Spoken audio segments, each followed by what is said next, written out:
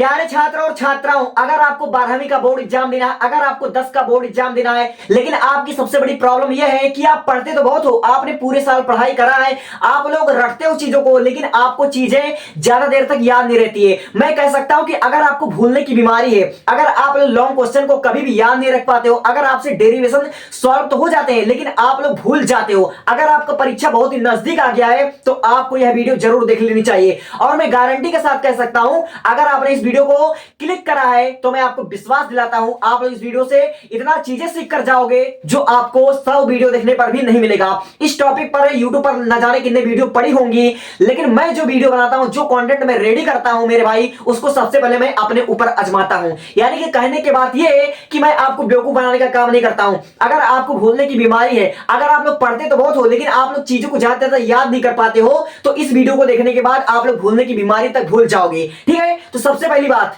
अगर आप लोग भूल जाते हो, अगर आप लोग बार बार पढ़ते हो लेकिन आप लोग भूल जाते हो, तो मेरे इन 4 स्टेप को फॉलो कर लो, जिंदगी में कभी नहीं भूलोगे। सबसे पहली बात, अगर आपको लॉन्ग क्वेश्चन याद करने में दिक्कत होती है, अगर आप लोग फिजिक्स के लंबे लंबे डेरिवेशन पढ़ते हो लेकिन उसके स्टेप्स भूल जाते हो, उसके फार्मूलाज भूल जाते हो, अगर आप लोग केमिस्ट्री के कन्वर्जन आप लोग भूल जाते हो, तो मैं कह रहा हूं सबसे पहली बात, लॉन्ग क्वेश्चन को याद करने का, आर्टिकल को याद करने का, या फिर हिस्ट्री के लंबे लंबे क्वेश्चन को याद करने का सिर्फ 4 स्टेप है, सिर्फ 4 तरीका अपना लो, जिंदगी में कभी नहीं भूलोगे। सबसे पहली बात, अगर आपके एग्जाम्स नजदीक आ गए हैं, अगर आपको लंबे लंबे क्वेश्चन को याद करना है, अगर आपको डेरिवेशन को याद करना है, तो उस पैराग्राफ को, उस डेरिवेशन को पूरे फोकस के साथ, एकदम शांत दिमाग से, पूरे फोकस के साथ अपना सारा का सारा ध्यान केंद्रित करते हुए उसको एक बार पढ़ो, अच्छे से सावधानी से उसको एक बार पूरा फोकस के साथ आप लोग उसको पढ़िए कि आखिर उस डेरिवेशन में, उस क्वेश्चन में क्या क्या चीजें आपको गिवन है और आपको कैसे सॉल्व करना है। आप लोग क्वेश्चन के बारीक से बारीक, आप लोग एकदम से बारीक नॉलेज आपको होना चाहिए। एक बार शांत मन से आप लोग उसको पूरा पढ़िए। यानी कि जो हमारा पहला स्टेप है वो हमारा है कि फोकस, यानी कि अपना पूरा ध्यान केंद्रित करते हुए उसको एक बार आप लोग पढ़िए और सेल्फ स्टडी करिए। सेल्फ स्टडी अगर आपको ज्यादा समय तक याद रखना है तो।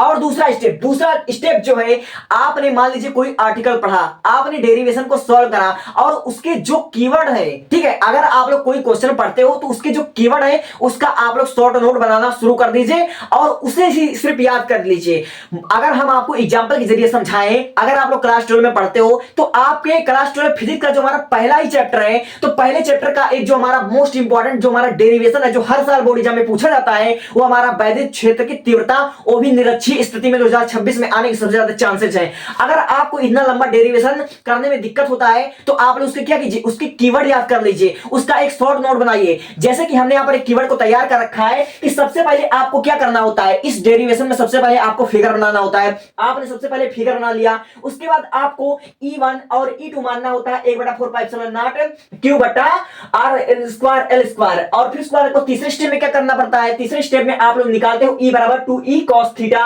और चौथे स्टेप में आप लोग L स्क्वायर को नगण्य मान लेते हो, और पांचवें स्टेप में आपका फाइनल क्या आ जाता है, आंसर आ जाता है। इसीलिए आप लोग लंबे लंबे डेरिवेशन का एक शॉर्ट नोट बनाओ, ठीक है। उसका जो कीवर्ड होता है, अगर आप लोग आर्टिकल रखते हो या फिर अगर आप लोग हिस्ट्री के जब बड़े बड़े आंसर आपको याद करने होते हैं तो आप लोग उसके जो कीवर्ड है, सबसे पहले की पॉइंट को पकड़िए, आप लोग उसके कीवर्ड का एक शॉर्ट नोट बनाइए और उसको याद कर लीजिए। इससे आपके लंबे लंबे 2-4 पेज के जो क्वेश्चंस होंगे मात्र 4 या 6 लाइन के कीवर्ड में ही समाप्त हो जाएंगे, तो उससे आपका समझ लीजिए आसान हो जाएगा। और तीसरी चीज,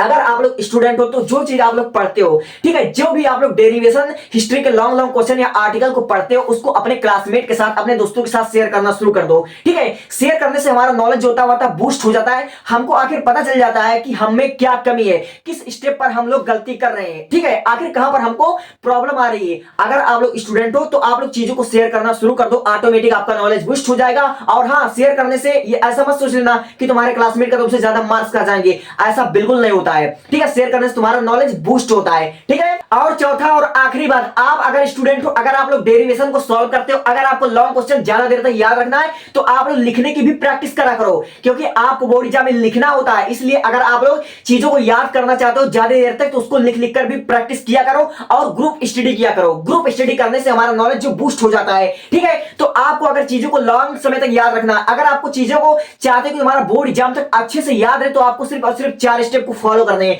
नंबर 1 स्टेप आपको क्या करना है कि फोकस, पूरे ध्यान केंद्रित करके ही आप लोग पढ़ाई करो। और नंबर 2 आपको कीवर्ड यानी कि सेल्फ स्टडी करने हैं, और आप लोग जो लॉन्ग क्वेश्चन, जो आर्टिकल आप लोग याद करते हो उसके कीवर्ड पर फोकस करो, उसके कीवर्ड को याद कर लो। और तीसरा चीज आते हैं कि आप लोग शेयर करो, जो भी आप लोग पढ़ाई करते हो ऐसा पढ़ाई करो कि जैसे आपको दूसरों को भी पढ़ाना है, इसलिए आपको क्या करना है, शेयर करना है। और तीसरी चीज आपको लिख लिख कर स्टडी करना है, लिख लिख कर स्टडी आप लोग करोगे तो आपके दिमाग को सिग्नल जाता है और इससे चीजें आपका बेहतरीन से बेहतरीन आपको याद हो जाता है। Thank you, thanks for watching. आपको वीडियो कैसा लगी आप लोग कमेंट बॉक्स में जरूर बताएं।